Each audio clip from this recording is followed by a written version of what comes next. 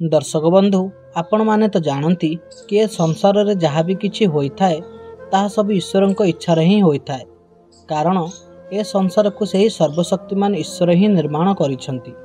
तांकर इच्छा बिना एठारे किछि भी होई न थाए। एमिति कि तांको इच्छा बिना गछरे पत्र भी कौली न थाए कि पवन मध्य प्रवाहित होई न थाए। एणु ए सबुर मूल से परमात्मा ईश्वरंकर ही इच्छा थाए। दर्शक बंधु जदि यह सत्य कि ईश्वर ही हेउचंती सब कार्यर सूत्रधर, तेबे सेई ईश्वर भगवान श्रीकृष्ण पांडव मानकु पशा खेलिबारु रोकिलेनी काहेकि, जहा फल कि महाभारत भली एक भयानक नरसंहार युद्ध होईगला और अनेक निरीह लोकंकर जीवन चलीगला। कारण आमे यह भी जानती कि ईश्वर जहाँ भी करती प्राणीर मंगल पाई ही करती। तेबे भगवान श्रीकृष्ण काहेकि पशा खेल समय पांडव मानकर साथ देलेनी, जहा फल कि एते बड़ अघटन घटीगला। तेबे चलंतु आज ये सुंदर कहानी माध्यम जानिबा कि काहेकि भगवान श्रीकृष्ण पशा खेल समय पांडव मानकर साथ देलेनी। दिने भगवान श्रीकृष्णकर सारथी उद्धव श्रीकृष्ण को पचारिले कि हे श्रीहरि, जदि आपण पांडव मानकर मित्र और हिताकांक्षी, तेबे आपण पांडव मानकु जुआ खेल साथ देलेनी काहेकि? आपण तो अंतर्जामी, आपण यह भी जानिथिले कि ए खेल पांडव मानकर हार निश्चित और ए खेल खाली पांडव माने परास्त हेबेनी, बरं तांको धन संपत्ति सहित तांकर राज्य भी चलीजिवो। और आपण यह मध्य जानिथिले कि यही सामान्य पशा खेल एक महाविनाश आड़क आमंत्रण करुछि। हेले आपण एते सब जानि मध्य चुप रहिले। तेबे यह कौन एक मित्रर कर्तव्य कि से ता मित्र को विपद रे पड़िथिबार देखि मध्य चुप रहिबो? सबुठारु बड़ कथा हला आपण महारानी द्रौपदी को आपणक भौणी बोली मानती। हेले जेतेबेले दुर्योधनर आदेश रे पापी दुशासन महारानी द्रौपदींकर केश को धरी घोषाड़ी घोषाड़ी सभा मध्य को आनिला, आपण सेतेबेले आसिलेनी। जेतेबेले दुशासन द्रौपदींकर सारा सभा सामने तांकर वस्त्र हरण करने को चेष्टा कला, आपण सेतेबेले जाई तार लज्जा निवारण करने पाई आसिले। कौन एटा गोटे भाईर ता भौणी प्रति थिबा कर्तव्य कि जेतेबेले जाए ताको असह्य कष्ट न होईची सेतेबेले जाए भाई ताको रक्षा करने को आसीबनी? हे श्रीहरि, आपण तो सर्वशक्तिमान, आपणक बिना आज्ञा सूर्यचंद्र मध्य आतजात हुअंती नहीं। आपण तो चाहिथिले ना ए पशा खेल होइथांता, ना द्रौपदींकर वस्त्रहरण होइथांता, ना महाभारत युद्ध भली एते बड़ नरसंहार होइथांता। आपण चाहिथिले ए सब को अटकाई पारिथांते। हेले आपण सब किछि जानि सुनि मध्य ए सब को रोकिबा को चेष्टा मध्य कले नाही। तेबे आपण भक्तवत्सल और तारणहार हेले केमिति? दयाकरी ए सब पछरे थिबा गूढ़ रहस्य को मते बुझाई दियंतु। उद्धवंकर एमिति प्रश्न शुणी भगवान श्रीकृष्ण टिके हसीदेले और कहिले, हे उद्धव, यह तो सृष्टिर नियम कि प्राणी जेमिति कर्म करिथाए ताको सेमिति ही फल मिलिथाए। एथिरे मोर दोष कोउठी रहिला? पांडव माने तांकर गर्व और विवेकहीनता जोगु पशा खेल हारी जाइथिले। सेमानक सह जहा भी किछि हेला सबु सेमानकर निज कर्मर फल ही थिला। कारण धर्मराज युधिष्ठिर भल भाबरे जानिथिले कि पशा खेल एक अनुचित खेल, यह मनुष्य को अबाट को टाणी नहीं थाए। तेणु मु ए खेल को सर्वदा विरोध करे। सेथिलागी जेतेबेले दुर्योधन युधिष्ठिर को पशा खेलिबा लागि निमंत्रण करथिले, सेतेबेले पांडव मानक मध्यरु केही जणे भी मोर परामर्श नहीं नथिले। मु सेमानक मित्र और भाई होइथिले मध्य सेमाने पशा खेलिबा पूर्वरु मते टिके भी पचारि नथिले।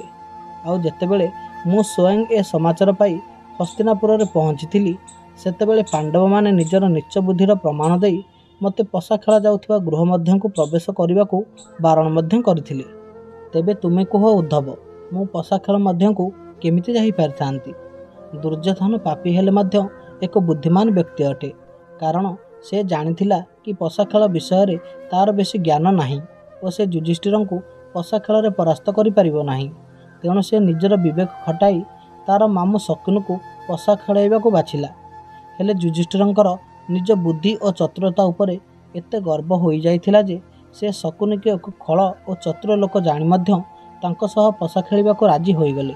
जहा फल कि शकुनी कपट और खल बुद्धिर प्रयोग करी ना खाली युधिष्ठिर को परास्त कले, बरं तांको धन संपत्ति सह तांको राज्य मध्य जीति नेले और पंचु पांडवों को दास करी राज्यर निर्वासित मध्य करदेले। जदि सेतिकी बेले पांडव माने शकुनी सह ମୋତେ ପଶା ଖେଳିବାକୁ ବାଛିଥାନ୍ତେ ତେବେ ଆଜି ପରିଣାମ କିଛି ଅଲଗା ହୋଇଥାନ୍ତା। କୌରବଙ୍କ ଜାଗାରେ ପାଣ୍ଡବମାନେ ବିଜୟ ହୋଇଥାନ୍ତେ ଓ ଏତେ ବଡ଼ ମହାଯୁଦ୍ଧ ମଧ୍ୟ ହୋଇନଥାନ୍ତା। ହେଲେ ସେତେବେଳେ ପାଣ୍ଡବମାନେ ମୋ କଥା ଟିକେ ବି ମନେ ପକାଇଲେ ନାହିଁ। ନିଜର ଅମାନବିକତା ଦେଖାଇ ମୋତେ ସେମାନେ ମହଲ ବାହାରେ ଠିଆ କରିଦେଲେ। ତଥାପି ମୁଁ ସେମାନଙ୍କ ସହାୟତା ଲାଗି ସେଠାରେ ଅପେକ୍ଷା କରିଥିଲି। ଆଜି ପାଣ୍ଡବମାନଙ୍କ ସହିତ ଯାହା ବି କିଛି ହୋଇଛି ସେ ସବୁ ପାଇଁ ସେମାନେ ନିଜେ ହିଁ ଦାୟୀ। ଏଥିରେ ମୁଁ ଅବା କ'ଣ କରିପାରିଥାନ୍ତି? ଶ୍ରୀକୃଷ୍ଣଙ୍କର କଥା ଶୁଣି ଉଦ୍ଧବ କହିଲେ, ହେ ଶ୍ରୀହରି, ଆପଣ ଯାହା ବି କହିଲେ ସମ୍ପୂର୍ଣ୍ଣ ଠିକ୍। ପାଣ୍ଡବମାନଙ୍କର ଭୁଲ ଯୋଗୁଁ ସେମାନଙ୍କୁ ଏତେ ଦଣ୍ଡ ମିଳିଲା। ହେଲେ ପ୍ରଭୁ, ପାଣ୍ଡବମାନେ ସିନା ଭୁଲ କରିଥିଲେ, ହେଲେ ମହାରାଣୀ ଦ୍ରୌପଦୀ ପଶା ଖେଳରେ ନଥିଲେ।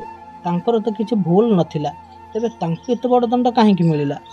ଆପଣ ସବୁ ଜାଣି ମଧ୍ୟ ତାଙ୍କୁ ରକ୍ଷା କରିବାରେ ଏତେ ବିଳମ୍ବ କାହିଁକି କଲେ?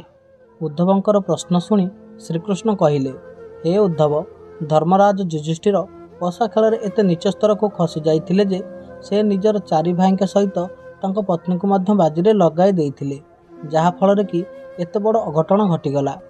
ହେ ଉଦ୍ଧବ, ଦ୍ରୌପଦୀ ମୋତେ ତା'ର ଭାଇ ବୋଲି ମାନେ, ହେଲେ ପଶା ଖେଳ ସମୟରେ ସେ ବି ମୋତେ ଭୁଲିଗଲା।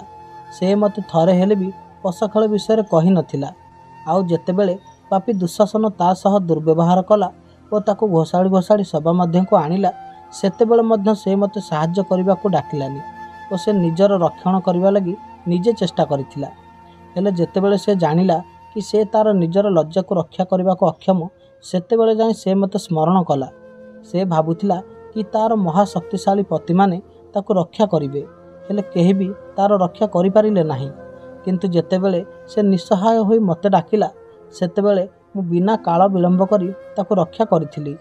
ଯଦି ସେ ମୋତେ ଦୁଃଶାସନ ସ୍ପର୍ଶ କରିବା ମାତ୍ରକେ ଡାକିଥାନ୍ତା, ତେବେ ସାଙ୍ଗେ ସାଙ୍ଗେ ମୁଁ ଦୁଃଶାସନର ବଦ୍ଧ କରି ତାଙ୍କର ବସ୍ତ୍ରହରଣ ହେବା ପୂର୍ବରୁ ରକ୍ଷା କରିପାରିଥାନ୍ତି।